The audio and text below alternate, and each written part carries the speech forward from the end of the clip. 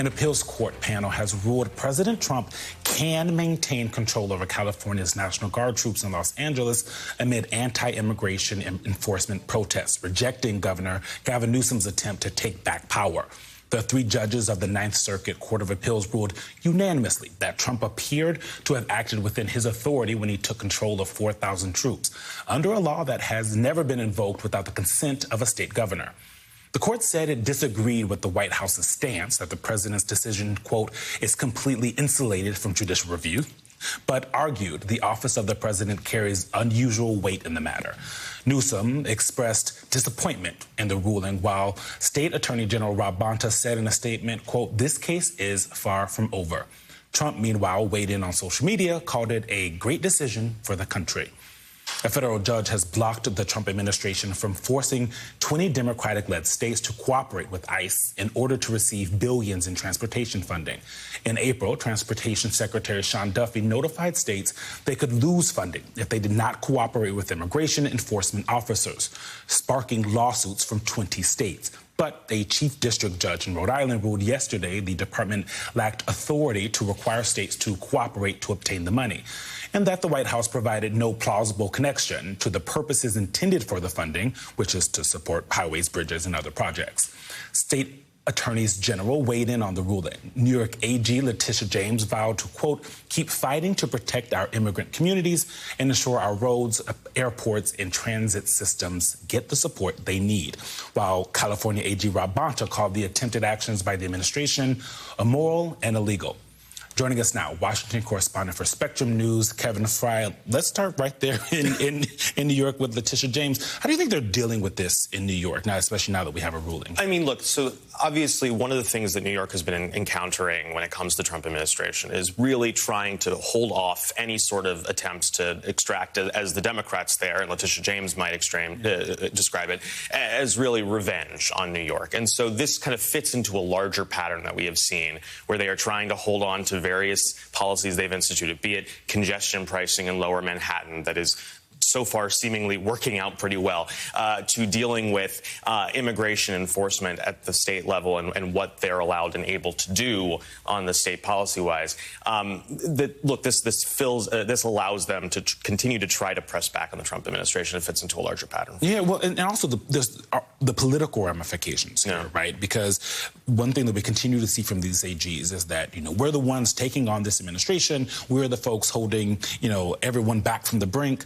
Talk a little bit about the politics of this. Well, and for Letitia James in particular, this is front and center for her. I mean, she, of course, pursued civil litigation against Trump prior to him returning to office when it came to basically the square footage of his real estate in New York City. So she already was at odds with him. She has played up throughout her campaigning, on the campaign trail, and then also in office, the fact that she is willing and aggressively trying to push back on anything the Trump administration is doing. So this plays well to her political base, and it's certainly something that AGs across the country in Democratic states are kind of lining up. It's kind of part of their raison d'etre during the Trump era. Yeah. Turning back to the ruling that allows President Trump to maintain control over California's National Guard, there's been reporting, including here, that there are other states that the White House and the administration are looking at when it comes to, you know, whether it's sending ICE agents. Right. And so, you know, as we've been talking to mayors, I'm sure you have as well, they're worried about not just the ICE agents coming, but also the National Guard in their states being sent there without what they want. This feels like it gives the Trump administration more carte blanche to be able to do that. Yeah, kind of sets the runway for them to be able to move forward with this. I mean, look, this is something that lawmakers here in Washington have been warning about. Congresswoman Nydia Velázquez, as soon as we saw what played out in California just a few weeks ago, basically saying this is the opening act for more to come. Yvette Clarke kind of echoing the same sort of theme, concerned that this could be something they're experimenting with in California, ways to kind of press the local government and kind of squash them, and then could that be duplicated in other major cities, be it Chicago, be it New York City, and so forth, that Trump has obviously aggressively pursued since he took office. Yeah. You're in New York. Yeah. You guys have a fun little mayoral race happening What there. are you talking about? It's not taking up all of your time. And no, it's very boring. Waking and sleeping hours.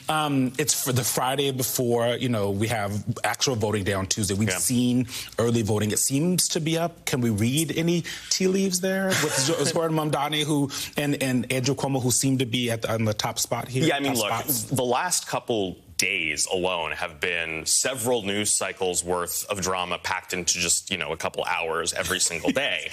And that has gone from Zoran Mamdani just yesterday announcing that he was facing car bomb threats, which he has blasted as being kind of the repercussions of Islamophobia, to Brad Lander, who's kind of running third in some of the polling. He's the New York City comptroller. He was arrested and detained at an immigration court in downtown Manhattan. Obviously, there continues to be questions that that Mamdani and Lander are playing up when it comes to Cuomo's own background, when it comes to accusations of sexual harassment. And so let's just say things are churning.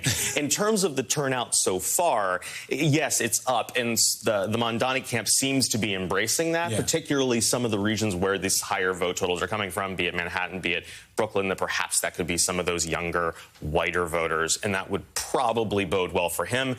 But you have to remember, at the end of the day, ranked choice voting is a very weird system. This is only their second time using this in New York City, and so it could be anyone's game. Latest polling shows Mamdani down still 10%, but, that was a week and a half ago, and a lot has changed. And so who knows? And a lot has changed since we were having this conversation. Correct. Frey, thank you. I wish you lots of caffeine over the next few days here. Still ahead,